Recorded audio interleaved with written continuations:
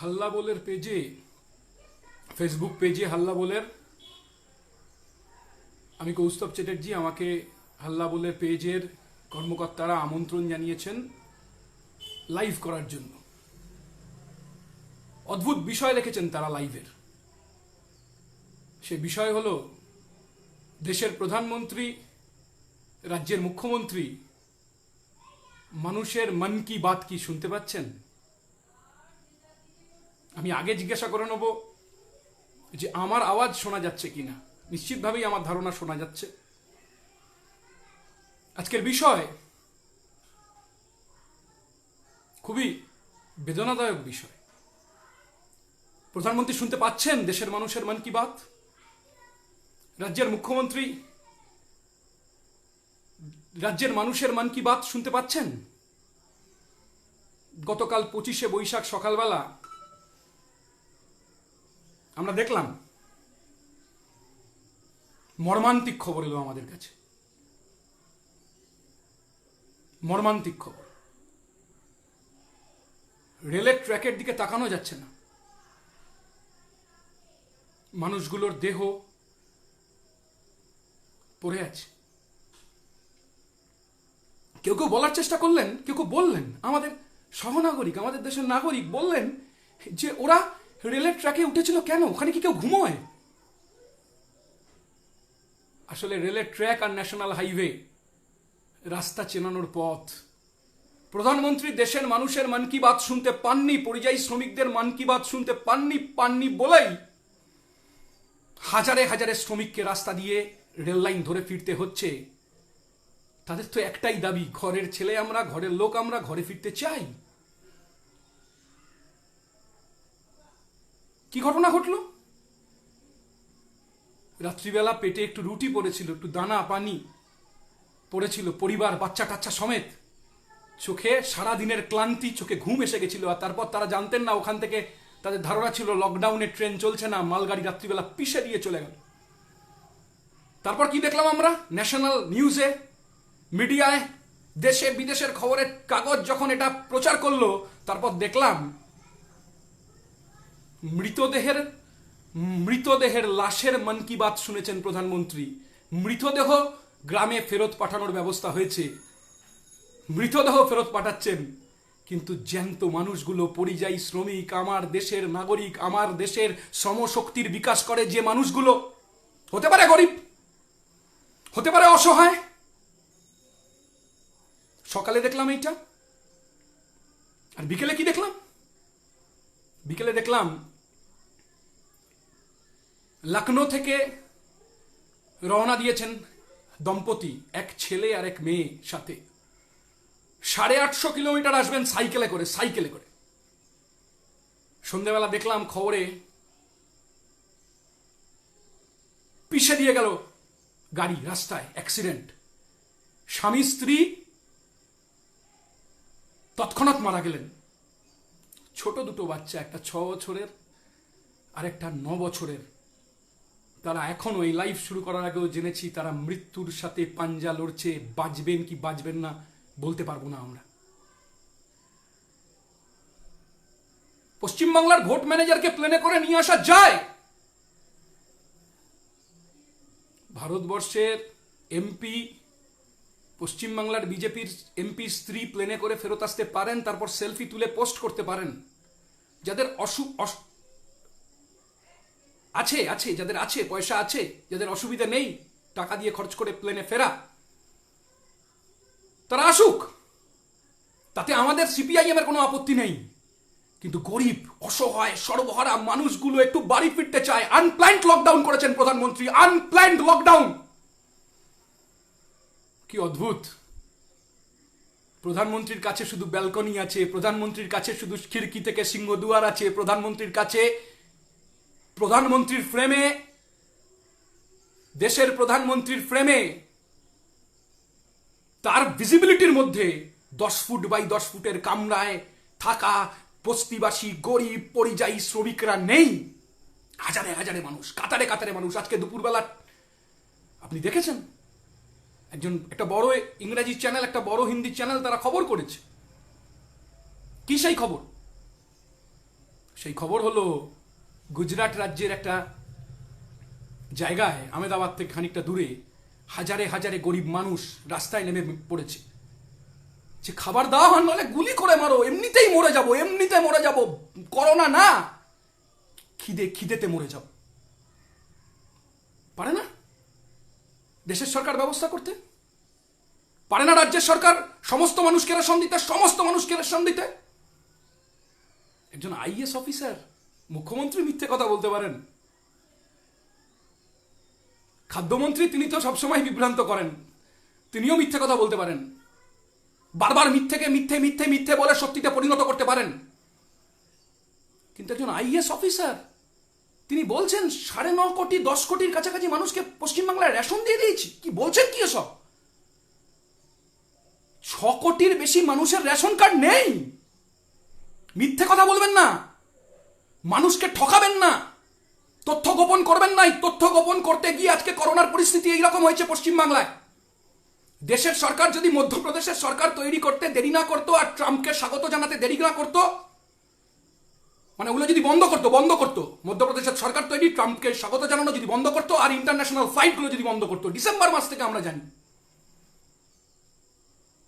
তাহলে আজকে আমাদের দেশের রাজ্যের অবস্থা এইরকম হতো না।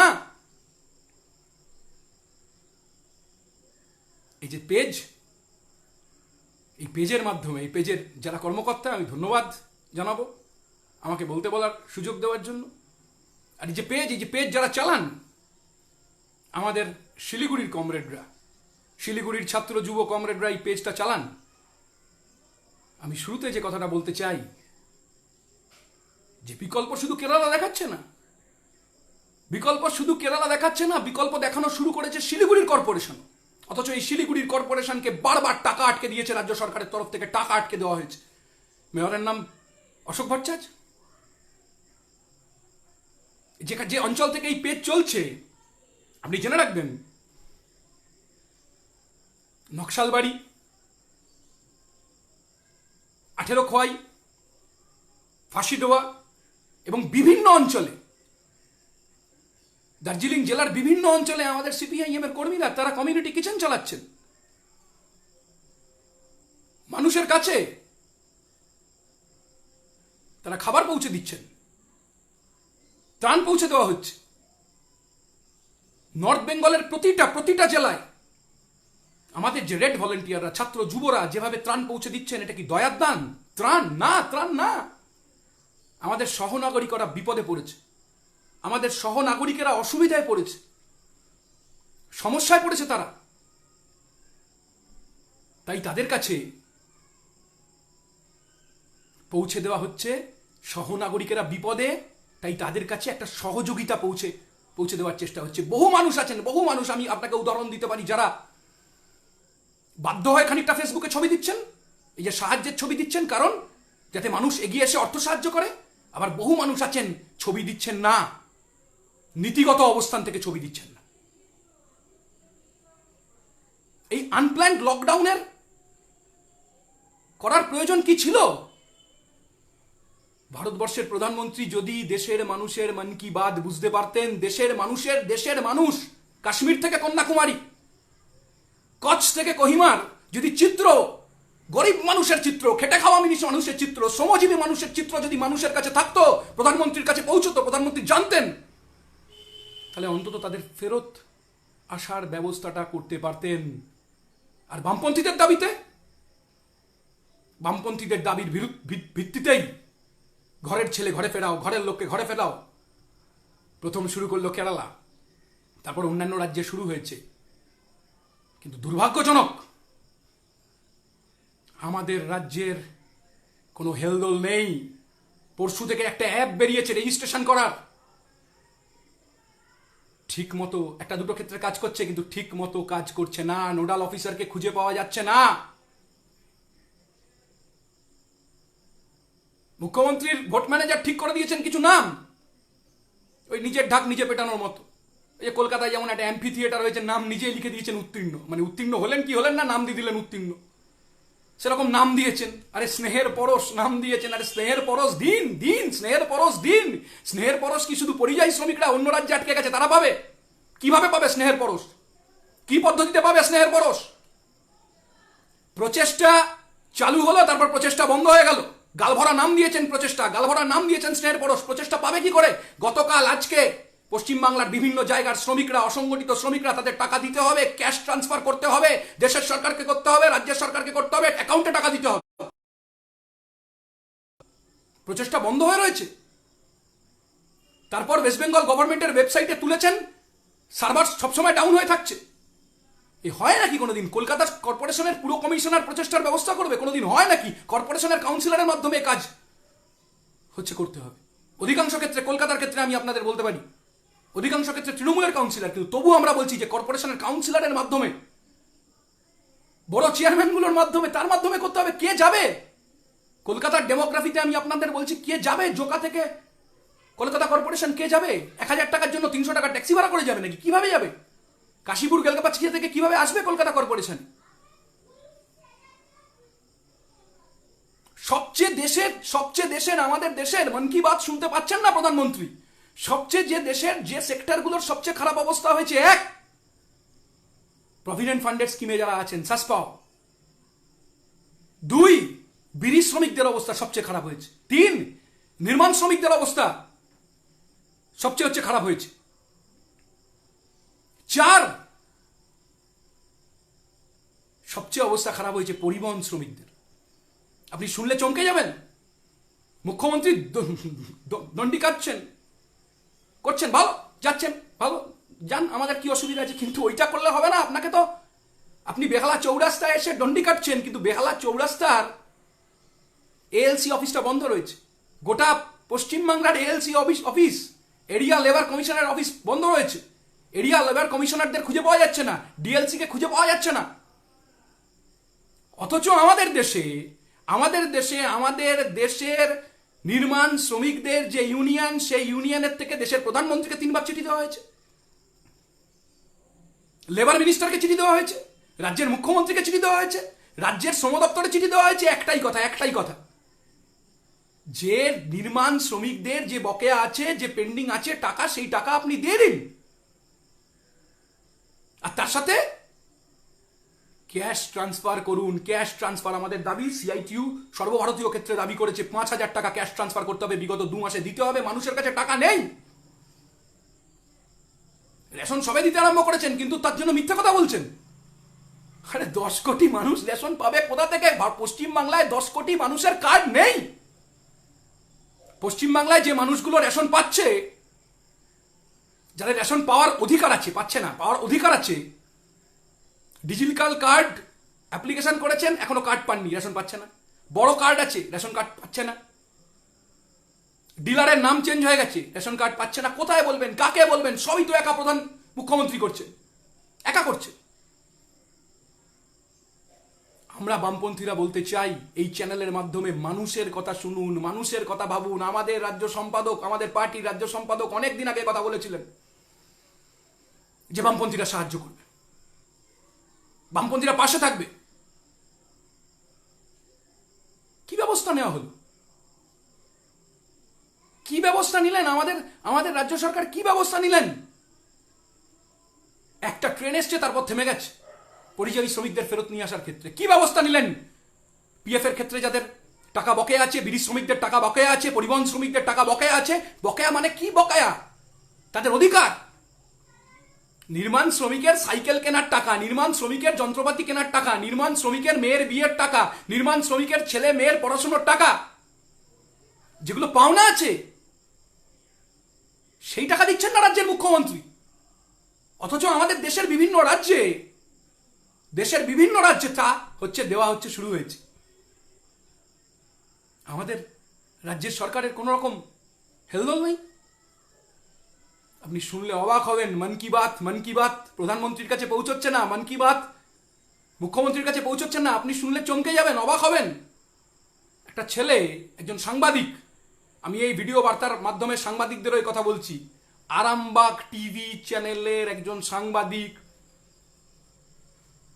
শরিকুল ইসলাম, একটা ছেলে, একটা মেয়ে আর স্ত্রী নিয়ে থাকে আরামবাগে। কি অবস্থার মধ্যে আছে জানেন? তার অপরাধ কি? সে খবর করেছে বা তিনি খবর করেছেন, শরিকুল ইসলাম আরামবাগ টিভি চ্যানেলের সাংবাদিক, এটা সামান্য ইউটিউব চ্যানেল, সে খবর করেছে যে আরামবাগ থানার থেকে 11-12 তারিখ রাত্রিবেলা আরামবাগের কিছু ক্লাবকে লক্ষ লক্ষ টাকা দিয়ে দেওয়া হচ্ছে। যখন পিপিএ কেনা যাচ্ছে না, যখন ডাক্তারদের রেনকোট দেওয়া হচ্ছে, যখন ডাক্তারদের কিটস দেওয়া যাচ্ছে না, যখন গরিব মানুষের মধ্যে মাস্ক বিতরণ করা যাচ্ছে না, যখন রেশন দেওয়া যাচ্ছে না, যখন পরিযায়ী শ্রমিকদের ফেরত নিয়ে আসা যাচ্ছে না, যখন সরকার গাল ভরা কথা বলছেন যে আপনারা বাড়িতে থাকুন, তখন শরিকুল ইসলাম আরামবাগ টিভি চ্যানেলের ওই টিভি বা ইউটিউব চ্যানেলের যে কর্মকর্তা, যে সাংবাদিক, সে একটা খবর করেছে, তিনি একটা খবর করেছেন। কি খবর সেই? আরামবাগ থানা থেকে আরামবাগের ক্লাবগুলোকে লক্ষ লক্ষ টাকা দেওয়া হচ্ছে এবং পুলিশ অ্যাডমিট করেছে, তার তথ্য আছে, সে চ্যানেলে এসেছে। রাত্রিবেলা তার বাড়ি ঘেরাও করে দেওয়া হলো। যারা টাকা বিলি করলেন, দান খয়রাতি করলেন, কার টাকা? আমার আপনার টাকা, দেশের মানুষের করের টাকা। পিপি না কিনে রেনকোট কিনে ডাক্তারদের দিচ্ছেন আর টাকা নয়ছয় করছেন। যখন শরিকুল ইসলাম খবর করলো, তাকে বাড়িতে ঘিরে ধরা হলো, এফআইআর করলো পুলিশ। কিসের জন্য এফআইআর করেছে জানেন কিসের জন্য এফআইআর করেছে? এফআইআর করেছে চিটিংবাজির কেস দিয়েছে। হ্যাঁ, আমরা বামপন্থীরা আইনি লড়াই লড়ব। বিভিন্ন আইনজীবী তারা শরিকুল ইসলামের পাশে দাঁড়িয়েছে। প্রশ্নটা সাংবাদিকতার। যদি কোথাও ভুল হয়, যদি কোথাও অন্যায় হয়, সাংবাদিকরা খবর করতে পারবেন না? এমনিতেই তো গোটা দেশ জুড়ে সাংবাদিকরা খবর করা বন্ধ করে দিয়েছেন। আমাদের রাজ্যের দুর্ভাগ্যজনক একে যখন ধরা হলো, এর বিরুদ্ধে যখন এফআইআর হলো, একটা দুটো চ্যানেল ছাড়া কেউ বলছে না। অতীতে এরকম ছিল না। ছোট সাংবাদিক হতে পারে, কিন্তু সে তো সাংবাদিক। কি অপরাধ করেছে সে? লক্ষ লক্ষ টাকার দান খয়রাতি হয়েছে, তাই ছবি তুলেছে, ছড়িয়ে দিয়েছে খবর। আরে সরকার যদি ওটা মিথ্যে হয়ে থাকে, সরকার বিবৃতি দিক যে মিথ্যে কথা। ঘটনা তো সত্যি। আরামবাগে তার বাড়ি ঘিরে ধরা হলো, বাচ্চা ছেলে মেয়ে দুটো, তারা ভীত সন্ত্রস্ত। তার বউ বলছে যে আমাদের বাড়ি ঘিরে ধরেছে, আমরা কি করব আমরা জানি না। একই ঘটনা দেখেছিলাম।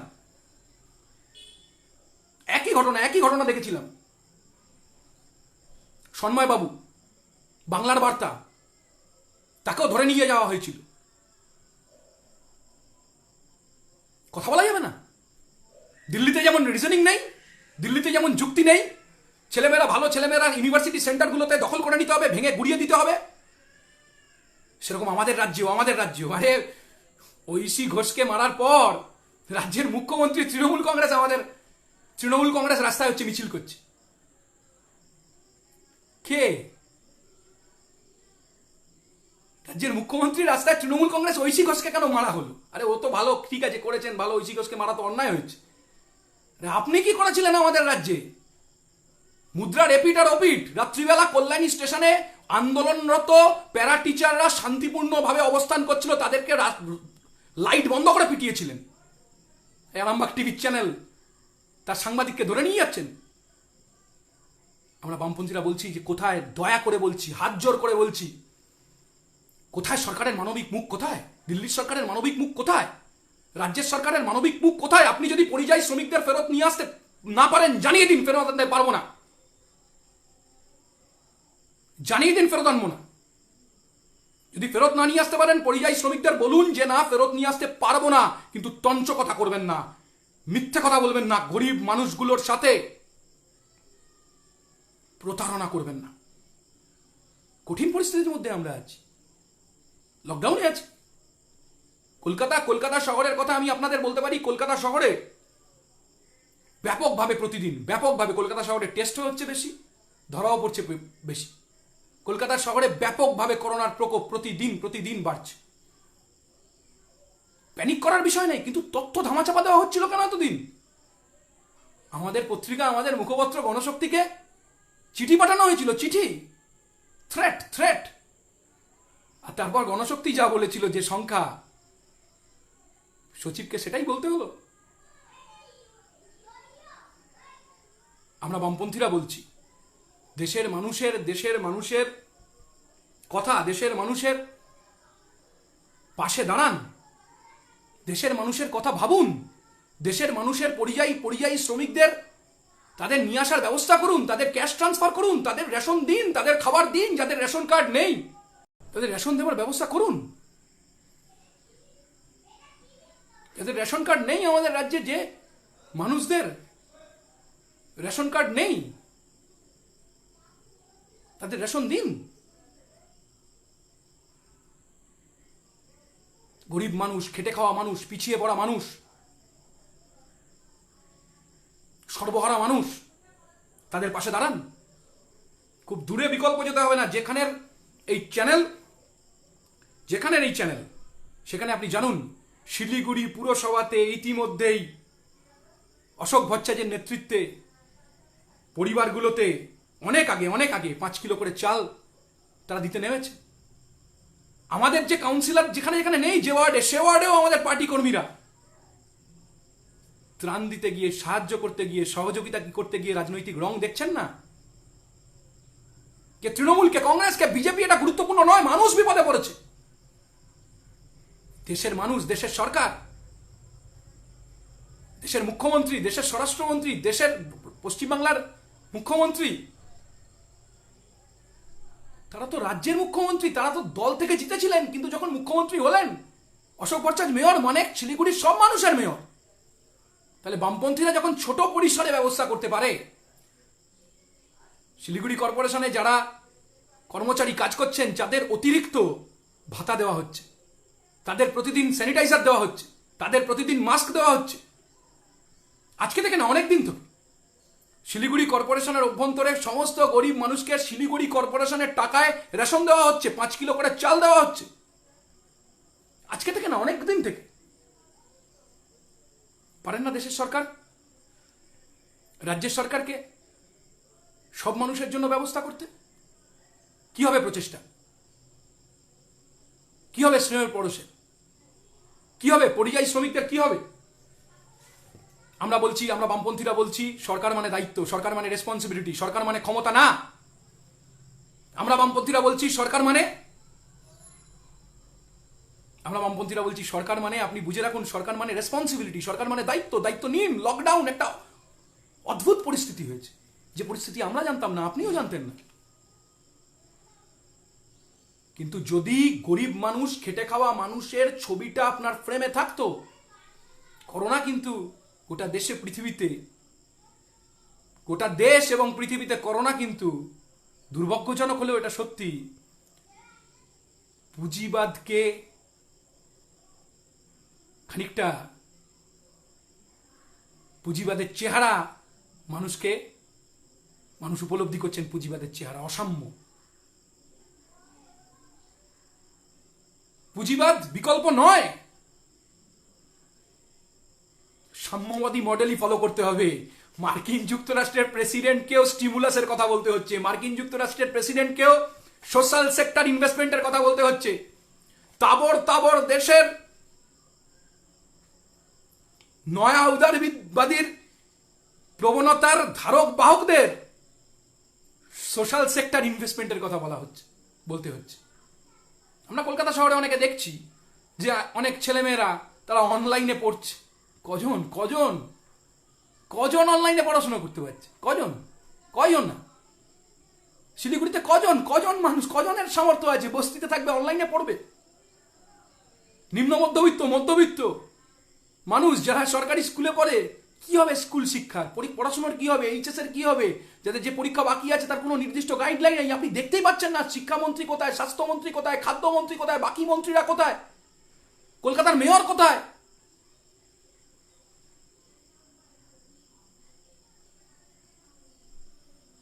ভূমিকা নেই কোনো। সেরকম ভাবেই আপনি গতকালের আগে অবধি দেখতে পাননি দেশের স্বরাষ্ট্রমন্ত্রী, তিনি কোথায়, তাকে আপনি খুঁজে পাননি। আমাদের কথা পরিষ্কার, আমি আমার কথাকে দীর্ঘ করব না। আমাদের কথা পরিষ্কার যে একেবারে পিছিয়ে পড়া মানুষ, একেবারে অসংগঠিত শিল্পের শ্রমিকরা সবচেয়ে বেশি অসুবিধার মধ্যে পড়েছে এই লকডাউনে।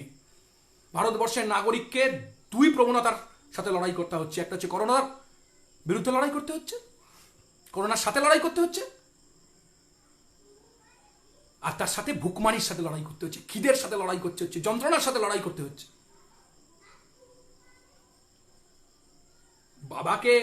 বাবা ওই আয়ুর্বেদিক ওষুধ তৈরি করে, তাকে হাজার হাজার কোটি টাকার ছাড় দেওয়া যায়, ঝুনঝুনওয়ালা টুনটুনওয়ালা কানোরিয়া বাজারিয়াকে দেশের সরকার নতুন করে ছাড় দিতে পারেন। আরামবাগের ক্লাবে ধরা পড়ে গেছেন, তাই অন্য জায়গায় করছেন না সাহস করে, সেখানে অনুদান তৃণমূলের লোকেদের পাইয়ে দেওয়া যায়। আর সিপিআইএম এই সময় যদি কোনো কথা বলে, বামপন্থীরা যদি এই কথা বলে রাজনীতি করবেন না, না আমরা রাজনীতি করবো না, ওনারা চাল চুরি করবেন, আমরা রাজনীতি করবো না আর ওনারা, আমরা রাজনীতি করবো না আর রাজ্যের নেতা নেত্রীরা তৃণমূলের তারা চাল চুরি করবেন, আমরা রাজনীতি করবো না আর দিল্লির শাসকরা তারা হচ্ছে 3-4 জন শিল্পপতিকে 67,000 টাকার কর ছাড় দিয়ে দেবে, আমরা রাজনীতি করবো না। আর ওরা পেট্রোল ডিজেল রান্নার গ্যাসের দাম বাড়াবে, পেট্রোল ডিজেলের দাম বাড়াবে, কর বসাবে, আমরা রাজনীতি করবো না। বারবার এই লকডাউনের সময় স্টেট ব্যাংকের সুদের হার কমবে, আমরা রাজনীতি করবো না।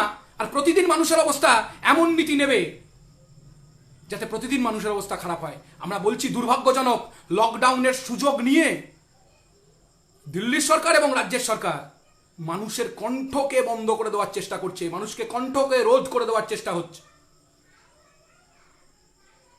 তাই আমরা বলছি এ কথা, আপনাদের এই চ্যানেলের মাধ্যমে আমরা এই কথা বলছি। এই পরিস্থিতিতে আমাদের অনুরোধ, দেশের সরকার, রাজ্যের সরকার প্রকল্প নিন, কিন্তু প্রকল্প বাস্তবায়ন হবে কি করে? বিশেষ করে রাজ্য সরকার, অসংগঠিত শ্রমিকরা 1,000 টাকা পাবে কি করে সেইটা বুঝুন। শুধু ফ্ল্যাশ বাল্বের ঝলকানির জন্য, শুধু প্রচারের জন্য, আত্মপ্রচারের জন্য, শুধু প্রিন্ট মিডিয়া সংবাদপত্রে নিউজ হওয়ার জন্য একবার বলছেন স্নেহের পরশ, একবার বলছেন প্রচেষ্টা, কেউ কোনো টাকা পাচ্ছে না, তারপর আবার অন্য খেলাশ্রী নাকি প্রকল্প চালু করে দিচ্ছে। ফুটেজ না, ফুটেজে চিড়ে ভিজবে না, ফেসবুক লাইভ না, তাতে চিড়ে ভিজবে না। সাধারণ খেটে খাওয়া মানুষের পাশে দেশের, রাজ্যের সরকার দাঁড়ান। আর এই প্রচেষ্টা থেকে যদি এই প্রচেষ্টা, এই যে লড়াই করোনার সাথে, এই লড়াই যদি উতরোতে হয় তাহলে মডেল কেরালাই, এই লড়াই যদি উতরোতে হয় তাহলে মডেল, ছোট্ট মডেল শিলিগুড়ি কর্পোরেশন, এই লড়াই যদি উতরোতে হয় তাহলে মডেল কিউআই, এই লড়াই যদি উতরোতে হয় তাহলে মডেল সাম্যবাদ, মডেল বিকল্প। বিকল্প বিকল্প কিসের বিকল্প? বিকল্প আসলে কি করতে হবে? আসলে আসলে আসলে প্রতিষেধক বের করতে হবে, ওষুধ বের করতে হবে। হয়নি করোনা, কোভিড-19, করোনা প্রথম হয়নি, কোভিড-19 নাম দেওয়া হয়েছে এই 19 সালে বলে, করোনা আগেই হয়েছে। কিন্তু আসলে রাষ্ট্র ব্যবস্থা, শাসকেরা, তারা ওই ফার্মাসিউটিক্যাল কোম্পানির সাথে গাঁট ছড়ায়, তারা এমন ওষুধ তৈরি করতে চায় না যে ওষুধ সব মানুষের কাজে লাগে। যদি চাইতো তাহলে করোনার ভ্যাকসিন এতদিনে বেরিয়ে পড়তে পারত, কিন্তু এখন বের করতে হবে। আর তার সাথে আবার আমি কথা বলছি, স্টিমুলাস ঘোষণা করতে হবে। আমরা বামপন্থীরা বলছি, আমাদের আইনজীবীরা, বামপন্থী আইনজীবীরা মানুষের পাশে থাকবে। আপনাদের এই চ্যানেলের মাধ্যমে আমরা কথা বলতে চাই। বিগ বাজারে দেখেছেন আপনি, চাকরি ছাঁটাই হয়ে গেছে। একদিকে অসংগঠিত শ্রমিকরা কাজ নেই, কাজ হারা ফিরে আসছে, এর সাথে কলকাতা শহরে যারা ছোট কাজ করতেন, ছোট দোকানদার, ছোট মাল্টিপ্লেক্সে কাজ করতেন, ছোট শপিং মলে কাজ করতেন, ছোট কারখানায় কাজ করতেন, একটা বড় অংশের মাইনে বন্ধ হতে চলেছে।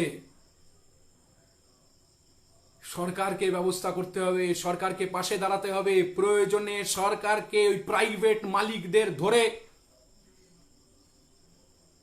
তাদের বলতে হবে পাশে দাঁড়ানোর জন্য। আমি আমার কথাকে দীর্ঘ করব না, আমার কথাকে আমি শেষ করব এই কথা বলে যে প্রধানমন্ত্রী, দেশের প্রধানমন্ত্রী মানুষের মন কি বাত তা হচ্ছে শুনুন, খেটে খাওয়া মানুষ, পরিযায়ী শ্রমিকদের পাশে দাঁড়ান, ঘরের ছেলেদের ঘরে ফেরার ব্যবস্থা করুন, ক্যাশ ট্রান্সফার করুন। আর কেরালার মডেল কেরালাই প্রথম রাজ্য যেখানে করোনা আক্রান্তকে 100% হেলথ সাপোর্ট দিয়েছে। সেই মডেলকে ফলো করুন। মানুষ কিছু চায় না আপনাদের কাছে। আপনারা ক্ষমতায় গেছেন, ক্ষমতা পেয়েছেন। আসলে মানুষ আপনাদের ক্ষমতা দেয়নি, মানুষ আপনাদের দায়িত্ব দিয়েছে, রেসপন্সিবিলিটি দিয়েছে। সেই রেসপন্সিবিলিটি পালন করুন। আর গরিব মানুষগুলো যারা দিনের পর দিন হেঁটে আসছে, তাদের বাসের ব্যবস্থা করুন, ট্রেনের ব্যবস্থা করুন, ফিরিয়ে দেওয়ার ব্যবস্থা করুন। মানুষগুলো কিছু চায় না আপনাদের কাছে, শুধু একটু সহযোগিতা চায়। ছেলে মেয়ে নিয়ে বিপদে পড়েছে, সাহায্য চায়, সামান্য সাহায্য চায়। সেই সাহায্য দেশের সরকার মানবিক মুখ নিয়ে, দেশের সরকার থালা বাজিয়ে হবে না। থালা বাজিয়ে আপনি ডাক্তারদের এনকারেজ করতে পারেন, কিন্তু থালা বাজানোর নামে তো দেখলাম আতশবাজি পুড়িয়ে পোড়ানো হলো। তারপরের দিন প্রদীপ জ্বালিয়ে হবে না, সে করতে পারেন, কোনো অসুবিধা নেই, আমাদের কোনো অসুবিধা নেই। কিন্তু আসলে সোশ্যাল সেক্টর ইনভেস্টমেন্টের মাধ্যমে, সামাজিক দায়বদ্ধতার মাধ্যমে গরিব মানুষের কথা শুনে বুঝে মানুষের পাশে দাঁড়াতে হবে। সেইটাই ভারতবর্ষের মানুষ চায়। রাজ্যের সরকারের কাছে একটাই আমাদের আবেদন, যে মানুষের কথা শুনুন, মানুষের জন্য ব্যবস্থা করুন। সব মানুষ বাড়িতে থাকতে পারবে না। 10 ফুট বাই 10 ফুট ঘরে, খাটের তলায় সংসার, খাটের তলায় রান্নাঘর, ওপরে টিভি, 10 জন 12 জন, একটা ছোট্ট ঘর, বস্তি, কলকাতার বস্তি। তার যদি করোনা হয়, তাকে সে বাড়িতে থাকতে পারবে না। তাই জন্য পাড়ায়, স্কুল, কলেজ, বড় বাড়ি, যুব ভারতী ক্রীড়াঙ্গন, কোয়ারেন্টাইনের ব্যবস্থা করুন। বহুদিন ধরে কথা বলা হচ্ছে। আমার কথা শেষ করবো এই কথা বলে, যে আসলে করোনা দেখিয়ে দিল বিকল্প বামপন্থাই। আসলে করোনা দেখিয়ে দিল পুঁজিবাদের এই মডেল আসলে রিজেক্টেড।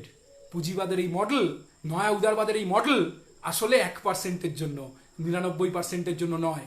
99%-কে যদি ভালো রাখতে হয়, তাহলে সোশ্যাল সেক্টর, আবার বলছি, সামাজিক দায়বদ্ধতা সরকারকে বাড়াতে হবে। এই কথা বললে সবাইকে অভিনন্দন জানিয়ে আরেকবার ওই হাল্লা বলের পেজের কর্মকর্তাদের আমার পক্ষ থেকে ধন্যবাদ জানিয়ে আমার কথা শেষ করছি। ধন্যবাদ, নমস্কার।